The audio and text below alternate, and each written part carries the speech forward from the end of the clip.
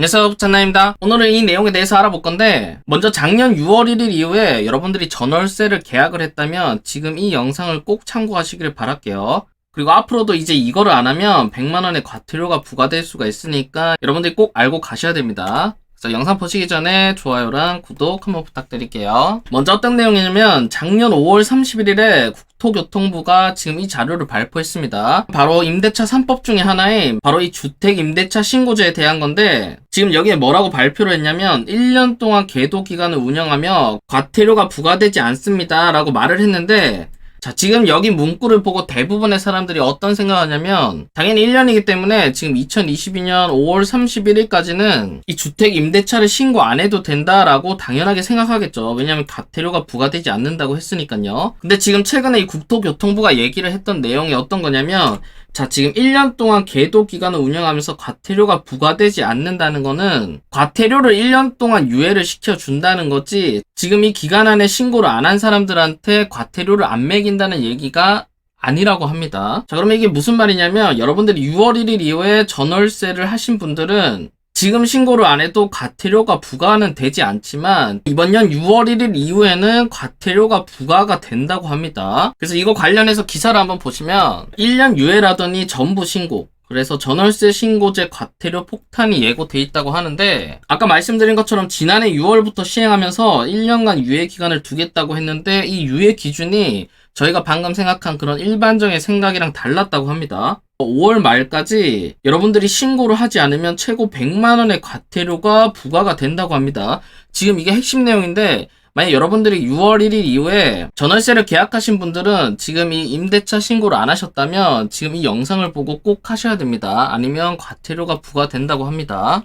그래서 심지어 부동산 중개업조차도 이런 사실을 몰랐다고 합니다. 그래서 아까 전에 보여드린 국토교통부가 배포한 자료에는 뭐라고 적혀 있었냐면, 보신 것처럼 과태료를 1년 유예한다는 말이 적혀 있었죠. 근데 이 말을 정부에서는 뭐라고 했냐면 5월 말까지 신고만 유예해 준 것이라며 미신고 시 그 다음 달부터 과태료를 소급해 부과하겠다고 합니다. 자, 지금 이렇게 말하는 것 자체가 말도 안 되는 거고, 지금 이런 의도로 얘기를 했다면 아까 전에 보여드린 발표 자료처럼 그렇게 얘기를 하면 안 됐었죠.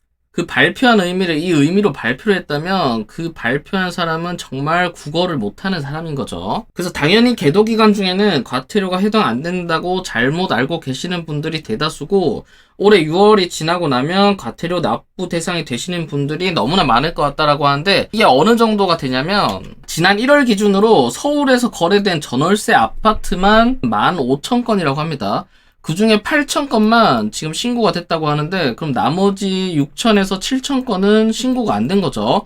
그럼 이 사람들이 지금 전부 다 6월 이후에는 과태료 100만원씩 받는 거죠. 더군다나 이거는 지금 서울만 기준이기 때문에 지금 이거 이후에 거래분도 집계가 안 됐고, 전국적으로 미신고된 거래 건수가 얼마인지도 파악이 안 된다는 거죠. 그래서 이제 와서 정부랑 지자체는 부랴부랴 지역 중개업소에 홍보를 하고 독촉 안내문을 보내고 있다고 합니다. 그래서 지금 서울시에서도 국토부에서는 당장 6월부터 과태료를 부과하라고 하는데, 솔직히 말해서 신고를 안 하고 가만히 갖고 있으면 어디 시스템에 나오는 게 없죠. 그래서 실제로 알 수가 없습니다. 그러면 지금 보신 것처럼 이 임대차 신고제를 실행하려면 지금과 같이 여러 가지 문제점들도 있고, 그 다음 행정적으로도 소비되는 인력이 많은 거죠. 그 다음 시스템도 구성을 해야 되고, 그 다음 정말 많은 노력들, 이 노력들은 당연히 돈이겠죠. 이 돈이 들어가는데, 도대체 이 임대차 신고제를 왜 이렇게 하려고 하는지 그 목적을 살펴보시면, 정부에서 말하는 목적은 당연하게도 이 임대차 시장 정보가 투명하게 공개되어서 임차인은 주변 신규랑 갱신 임대료를 확인할 수 있고, 임대인도 주변 시세를 파악할 수 있다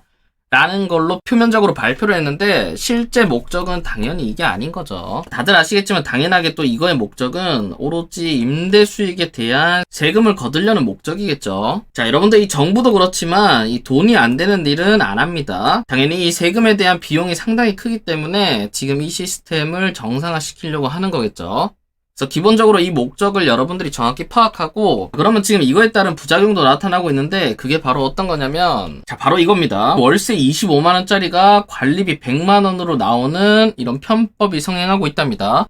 기본적으로 임대차 신고제의 기준은 전세보증금 6천만원 또는 월세 30만원이 초과하는 매물에 대해서 이제 신고 의무가 있는데, 이게 신고되는 순간 나의 임대 수익이 이제 알게 되는 거죠. 그래서 이거를 임대인들이 방지하고자 월세 25만원에 관리비를 그냥 올려버리는 거죠. 그래서 현재 대전에서도 보증금 150만원에 월세 27만원이지만 관리비가 105만원인 물건이 나오고 있고, 다른 원룸도 월세는 27만원인데 관리비가 36만원이라고 합니다. 그래서 여기도 적혀있지만 이런 꼼수 매물이 늘어나는 이유는 임대 수익이 커질수록 세금을 더 많이 내야 되기 때문이다 라고 하죠. 지금 현재 우리나라 부동산은 세금을 정말 많이 떼고 있는데 몇 가지만 나열을 해보면 바로 첫 번째로 내는 게 이 취득세입니다.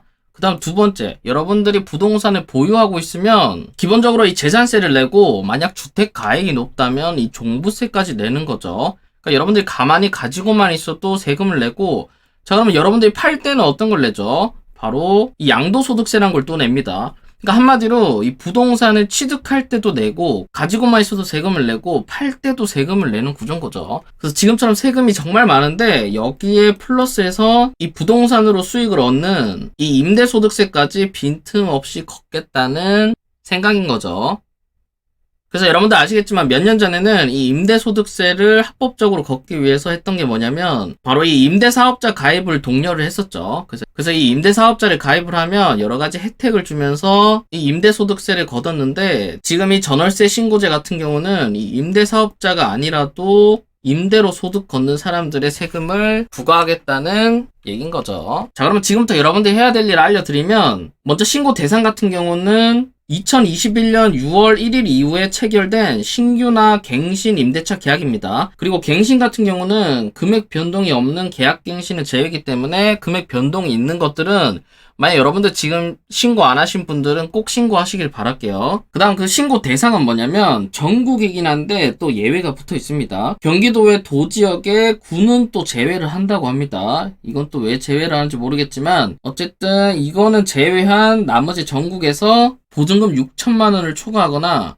또는 월세가 30만원을 초과하는 금액의 임대차 계약은 여러분들이 지금 안 하신 분들은 꼭 신고하시기를 바랄게요. 자, 그럼 신고는 어떻게 하냐면, 요즘은 여러분들이 이 임대차 계약서를 가지고 확정일자를 받으러 가면 거기서 자동으로 다 해줄 거예요. 그래서 계약 체결일로 30일 이내 임차주택 소재지 관할 주민센터를 방문하거나 그 다음 온라인으로도 여러분들이 신고를 할 수가 있습니다.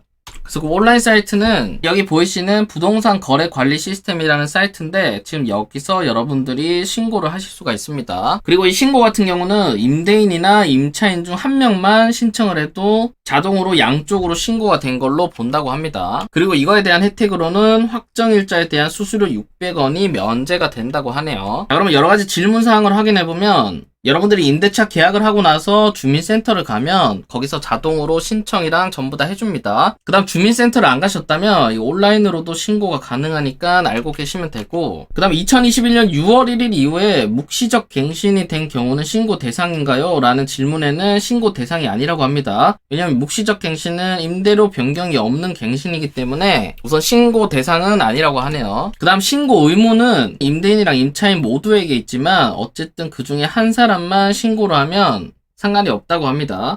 그럼 상대편이 신고했는지 어떻게 알 수 있냐면, 이게 신고를 하면 바로 여러분들께 문자가 통보된다고 하니까 만약 문자를 받은 내역이 없다면 둘 다 신청을 안 한 거겠죠. 그 다음 여러분들이 전입신고를 하러 가시면 아까 말씀드린 것처럼 주민센터에서 한 번에 처리를 해줄 겁니다. 그래서 결론을 말씀드리면, 아까 처음에 보여드린 이 1년 유예가 이 1년 동안 신고를 안 해도 된다는 의미가 아니라 과태료를 그냥 1년 동안 유예를 해준다는 얘기였다고 합니다.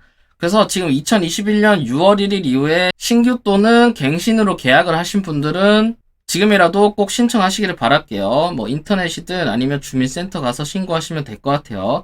그리고 그 기준은 보증금 6천만원 이상 또는 월세 30만원 이상인 경우에는 지금이라도 꼭 신청을 하시는 게 좋을 것 같습니다. 그래서 기본적으로 이렇게 과태료가 나오는 민감한 문제 같은 경우는 처음에 발표를 그런 식으로 하면 안 됐었죠. 그래서 이거는 명백하게 국토부 잘못이라고 생각하고, 어쨌든 지금 이 영상을 보신 분들은 지금이라도 신고하셔서 이 억울한 과태료를 받지 않으시기를 바랄게요. 그래서 오늘 영상 여기서 마치고요. 오늘 영상이 도움되셨다면 좋아요랑 구독, 그다음 알림 설정까지 부탁드릴게요. 감사합니다.